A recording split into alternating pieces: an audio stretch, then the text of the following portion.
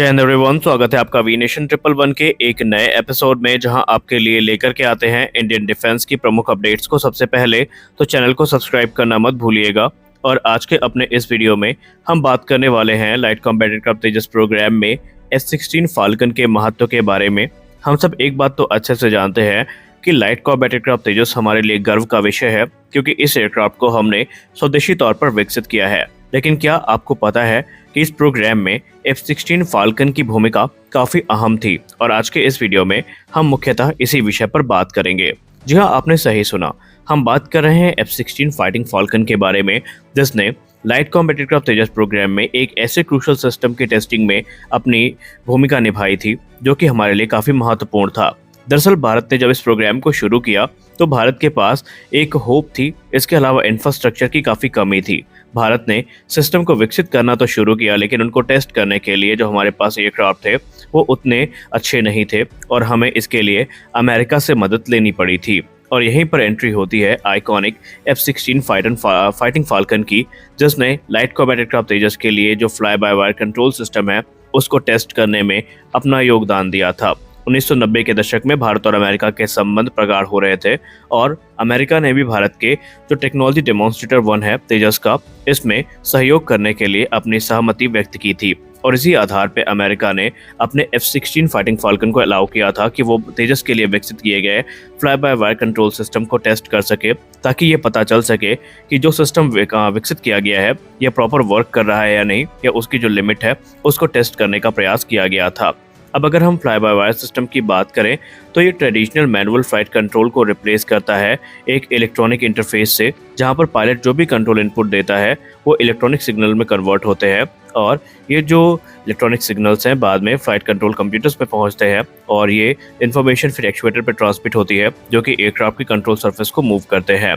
और ये system ensure करता है कि एयरक्राफ्ट की जो परफॉर्मेंस है, सेफ्टी है, मनूवरबिलिटी है, ये इन्हांस हो सके, और इसे फाइटर एयरक्राफ्ट का एक सबसे क्रिटिकल कंपोनेंट भी माना जाता है।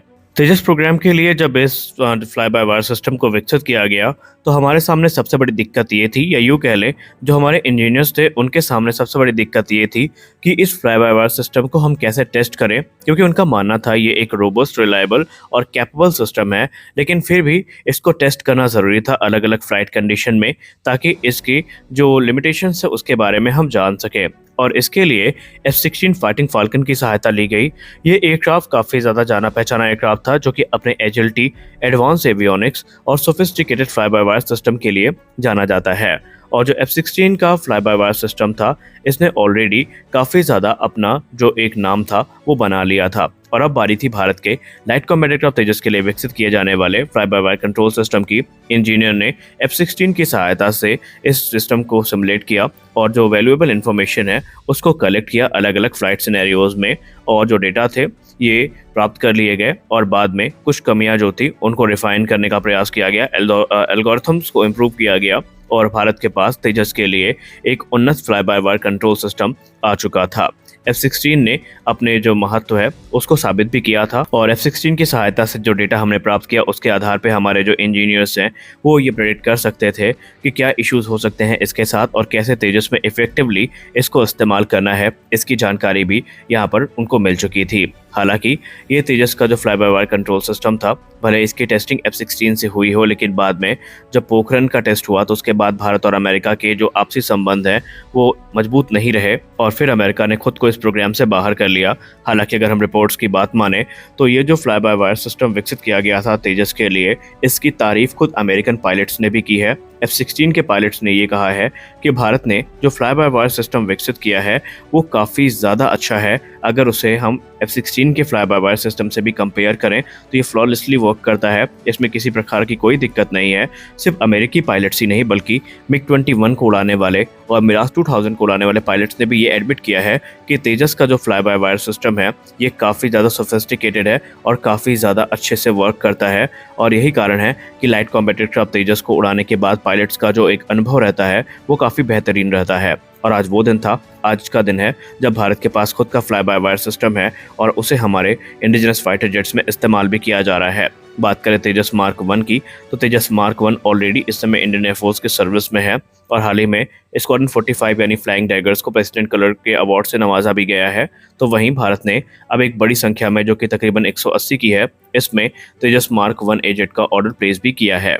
और हमने कल की ही डिफेंस न्यूज़ की वीडियो में आपको बताया है कि हिंदुस्तान एरोनॉटिक्स लिमिटेड का जो प्लान है वो काफ़ी एम्बिशियस है, जहां पर वो लाइट कॉम्बैट एयरक्राफ्ट तेजस में इसी प्रकार के जो इंडिजिनस कंपोनेंट है इनके परसेंटेज को बढ़ाने के लिए दिन और रात अथक परिश्रम कर रहे हैं। जैसे कि HAL-CMD ने खुद इस चीज़ को एडमिट किया है कि वो लाइट कॉम्बैट एयरक्राफ्ट तेजस के बहुत सारे क्रिटिकल सिस्टम हैं जिनको इंडिजिनाइज करना चाहते हैं, और जो इंडिजिनस परसेंटेज है इसको और ऊपर लेकर के वो जाना चाहते हैं। और इसके लिए जो रोड मैप है ये ऑलरेडी तैयार हो चुका है। फॉर एग्जांपल, अगर हम लाइट कॉम्बैट एयरक्राफ्ट तेजस की बात करें तो टारगेट ये है कि जब 180 फाइटर एयरक्राफ्ट भारतीय वायुसेना की सर्विस में होंगे तो उनमें जो इंडिजिनस परसेंटेज है ये 70% तक पहुंच जाएगा। जिसको लेकर के अक्सर प्रश्न पूछे जाते हैं और उनका जवाब देना भी ज़रूरी है कि आखिरकार यहाँ पर जो चीज़ें हो रही हैं हम उनको प्रैक्टिकली कब तक एक्सपेक्ट कर सकते हैं। कहने का मतलब ये है कि हम तकरीबन पिछले 5 वर्षों से सुन रहे हैं कि हम जो इंडिजिनस रेडार सिस्टम है ये देखेंगे, इंडिजिनस वॉरफेयर सिस्टम देखेंगे, इसके अलावा रिफ्यूलिंग प्रोब देखेंगे, इंडिजिनस इजेक्शन सीट देखेंगे, इंडिजिनस इंजन देखेंगे। लेकिन सवाल ये है कि प्रैक्टिकली ये चीज़ें कब होंगी। देखिए, हम दोस्तों पहले बता चुके हैं कि ये एविएशन सेक्टर है, यहाँ पर चीज़ों को बनने में टाइम लगता है। अब कुछ लोग ये चाहते हैं कि आज ही अगर कोई टेंडर निकला है तो 3 महीने के अंदर वो सिस्टम बन के तैयार हो जाए, तो यहाँ पर चीज़ें नहीं होती, क्योंकि आप सबको पता होना चाहिए कि एयरक्राफ्ट बहुत ज़्यादा महंगे होते हैं और यहाँ पर चीज़ों को वैलिडेट करने में, सर्टिफाई करने में टाइम लगता है, क्योंकि माइनर मिस्टेक भी अगर हुई तो यहाँ पर पायलट की जान भी बन सकती है, या कह सकते हैं करोड़ों रुपए का जो फाइटर जेट है वो तबाह हो सकता है। तो इसके सिस्टम में और सिस्टम के निर्माण में और वैलिडेशन में हमें टाइम देना पड़ता है। अब अगर हम कुछ चुनिंदा प्रश्नों का जवाब देने की कोशिश करें तो सबसे बड़ा सवाल ये होता है कि क्या हमें infrared research and track system indigenous देखने को मिलेगा। तो जी हाँ, बिल्कुल देखने को मिलेगा। इनफैक्ट इसकी टेस्टिंग भी शुरू है हॉकर 800 एयरक्राफ्ट से। दूसरी बात, क्या रिफ्यूलिंग प्रोब इंडिजिनस देखने को मिलेगा? जी बिल्कुल देखने को मिलेगा। आपको याद होगा जून 2022 या शायद जून 2021 में एक रिपोर्ट सामने आई थी जहां पर DRDO ने बाकायदा इसका टेंडर भी इशू किया था। इजेक्शन सीट की बात करें तो अभी ये अंडर कंसिडरेशन है, इस पे कोई मेजर अपडेट देखने को नहीं मिली, लेकिन माना जा रहा है कि भारत इस पे काम कर रहा है और कर भी रहा होगा, तो पब्लिक डोमेन में ज्यादा इसकी इन्फॉर्मेशन उपलब्ध नहीं है। जेट इंजन के बारे में तो हम सब जानते हैं कि आज नहीं तो कल 1 दशक के अंदर हमारे पास जो जेट इंजन है ये उपलब्ध होगा, जो कि तेजस को पावर करने का काम करेगा। न सिर्फ तेजस, बाकी हमारे दूसरे जो इंडिजिनस फाइटर जेट्स हैं इनमें भी ये एक महत्वपूर्ण भूमिका निभाने वाला है।